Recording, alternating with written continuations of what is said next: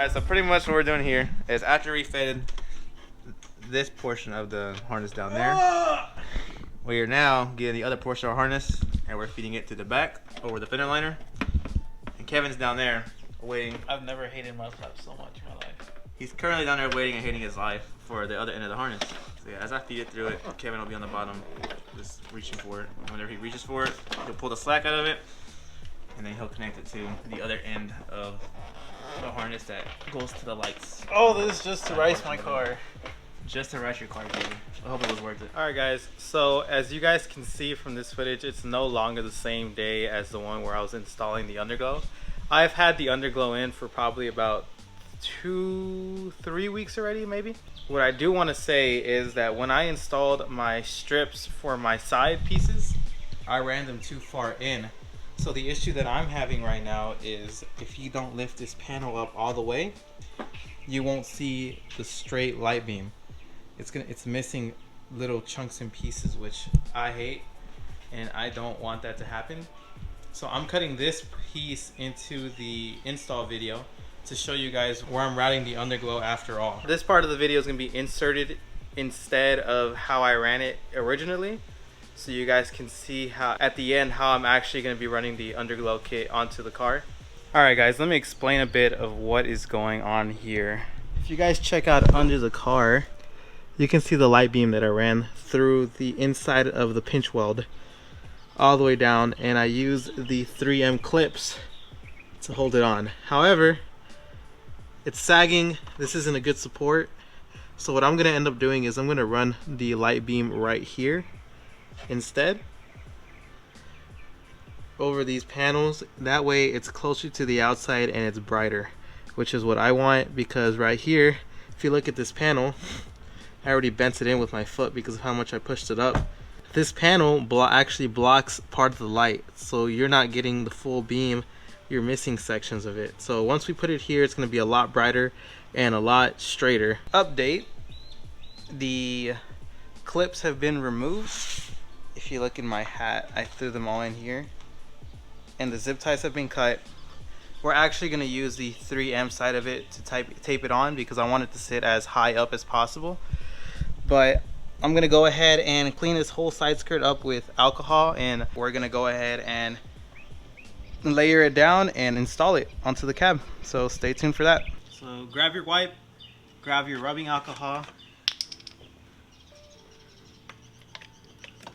pour some on there and get it nice and wet, and make sure you guys run where you guys are going to run the UnderGlow.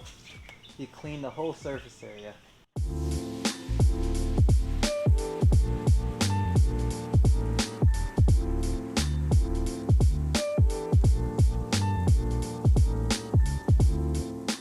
But now that we clean this front area, we are gonna start. I kind of already pre-measured it to get an idea of where we need to put it. But we're gonna start around right here.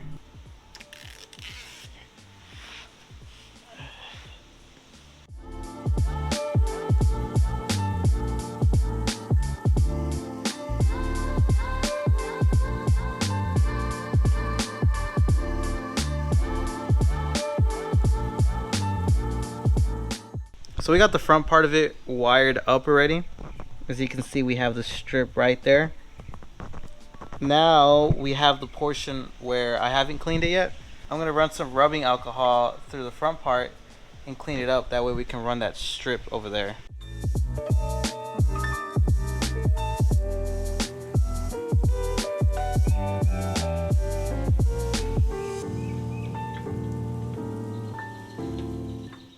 So if I didn't show this in the first part of the video, I'm going to show it now.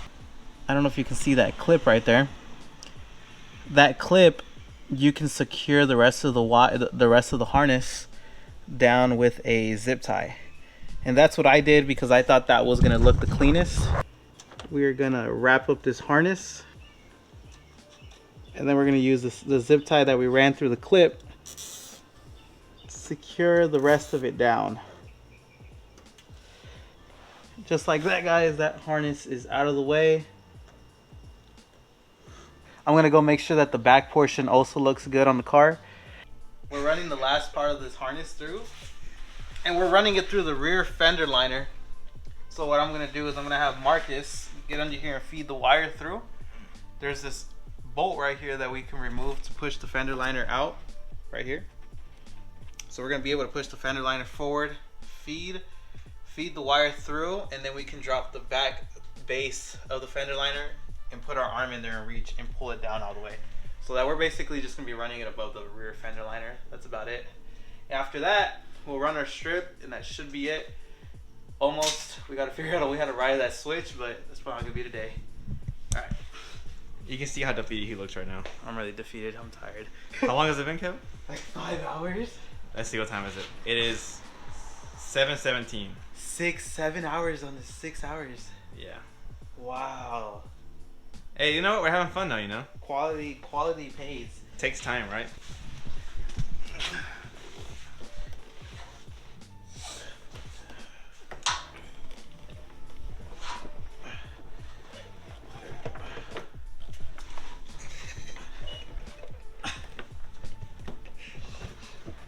Alright. Ouch, that's painful. What?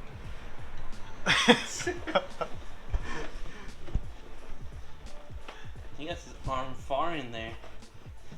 Pretty far, huh? How deep is it, Kevin? Oh, bro. My whole shoulder is in there. So was mine, but you know, I have short arms. You do? No.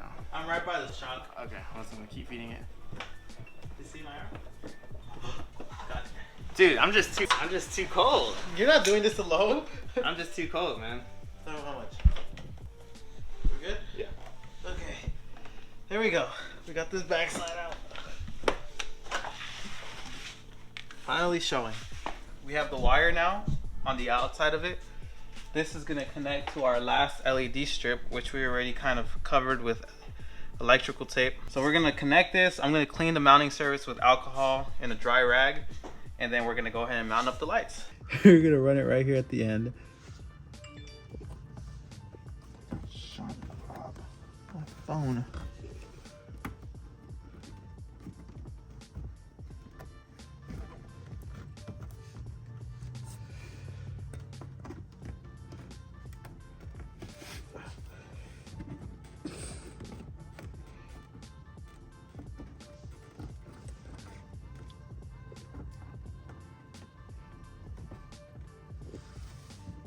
All right.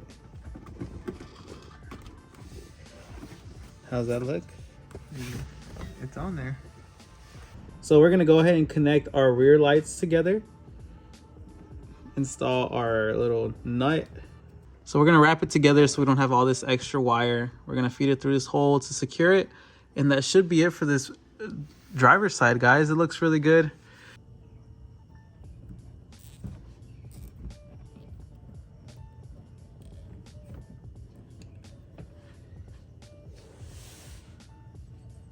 Zip ties.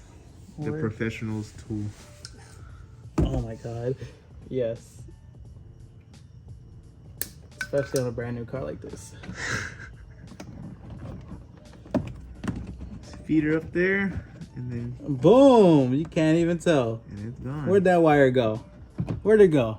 I can't see it. Which hole is it again? It must not be there anymore. The hole is right here. So that's where we fed it through. You can see the zip tie still right there. But that's not coming out. That's not going anywhere. So that's nice and secure. So we got this driver's side out. We got the side panels rerouted to the way that I wanted now. I'm going to try those out later at night. Make sure those beams are strong. Actually, I think I can close my garage door and turn off all the lights. I'm going to try that out to show you guys how that looks like. As far as wiring the switch inside the dash. So that's something I wanted to touch on. I didn't do it. I left my switch right here in my ignition bay. So you can see right there, there's my switch. And the reason I didn't do it is because it is so much work to wire it inside the dash. Well, no, it's not so much work, but it's really tedious. And I don't want to go through it, to be honest with you right now.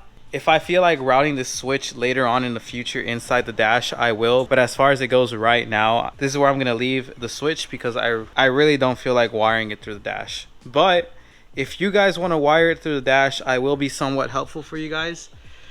Back here, that's where the clutch area is, because this is your brake. This is your brake fluid. That is your brake booster back here, and your brake pedals in front of it. So your clutch is over here, and there is a big chunk of wire that runs through a wire loom.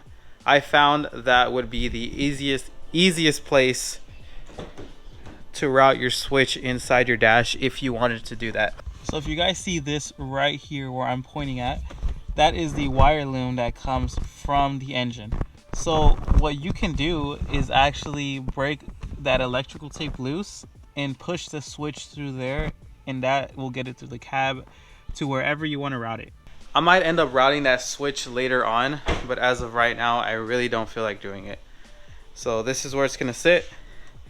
I'm sorry I didn't route this in for you guys. If you guys want to see that, and if I end up doing it in the future, I will record it and show you guys. But if not, at least I showed you the hole in the firewall of where you can route it. Because the original day that we were installing the whole UnderGlow system and wiring everything, I could not find the hole that goes inside the firewall. So the actual hole to wire it in is behind your battery, back there where the clutch is. So good to know.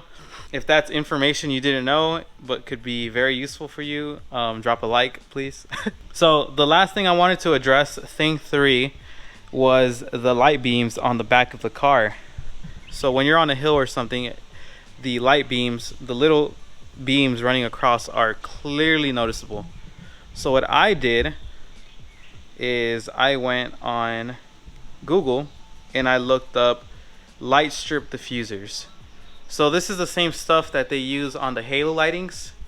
So that's why when you run halos on your car, you can't see the individual beams, because they run those light diffusers over it to cover that. So it looks like a solid strip. It may not solve all of my problems of making it visible, but at least you won't see those ugly dots on the back strips. So I'm gonna get that ordered so I can install that. If I don't add that clip onto this video, you will definitely see it on my Instagram, so stay tuned and make sure you guys follow me there. All right guys, here's the car. It's all finished up now, finally. We got the UnderGlow routed all nice and pretty. So what we're gonna do is we're gonna first start with a solid beam. We're gonna turn off the lights in the garage so you guys can see how bright it is and what to expect. Turn on the switch. There you go, switch is on.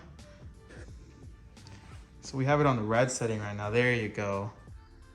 Now what we're gonna do is we're gonna shut off the lights.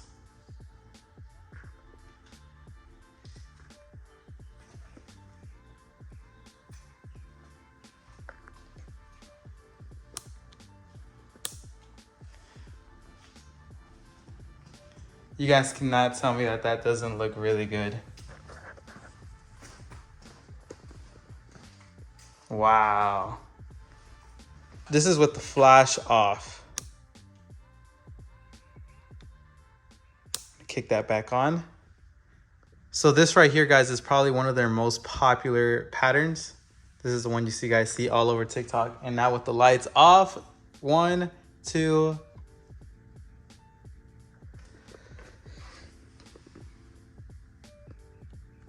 Wow, guys, look how good that looks. And now with the flash off.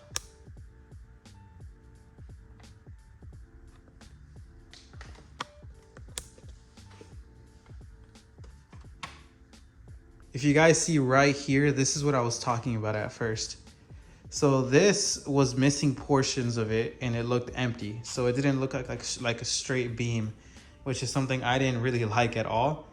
That's why I brought the light strips farther out. That way you can see them better and they're brighter, which now they look really good.